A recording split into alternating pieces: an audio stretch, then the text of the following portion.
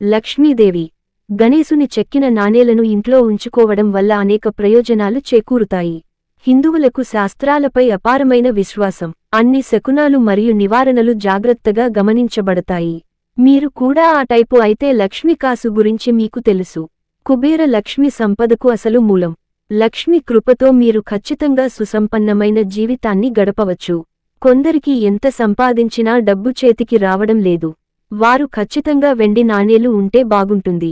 లక్ష్మి చిత్రం ఉన్న వెండి నాణెం అదనపు ప్రయోజనం. వెండి నాణేలు లక్ష్మీదేవికే కాదు శుక్రుడికి కూడా అనుకూలం.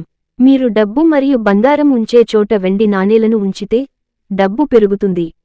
లక్ష్మీ నారాయణ రాజయోగం. లక్ష్మీ గణేశుడి చిత్రాలతో కూడిన వెండి నాణేలను పట్టుకోవడం వల్ల శుక్రుని దర్శనం లభిస్తుంది.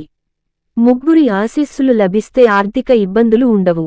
కొన్ని వెండి నాణేలు ఒకవైపు లక్ష్మీ, మరోవైపు గణేశునితో తయారు చేస్తారు. రెండు వైపులా ఒకే దేవతతో వెండి నాణేలు కూడా అందుబాటులో ఉన్నాయి. శుక్రవారాల్లో లక్ష్మీ, గణేశుడి బొమ్మలున్న వెండి నాణేలను ఇంట్లో కొనుగోలు చేయవచ్చు. వాటిని ప్రవహిస్తున్న నీటితో శుభ్రం చేయాలి. అప్పుడు పూజా గదిలో గణేశుడు, లక్ష్మీ దేవతలను దృష్టిలో ఉంచుకుని పూజించండి.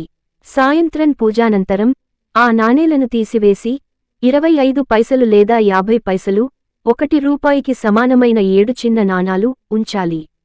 ఈశాన్య దిశలో వెండి నాణేలను ఉంచడం వల్ల ప్రాప్తి ప్రయోజనాలు లభిస్తాయి.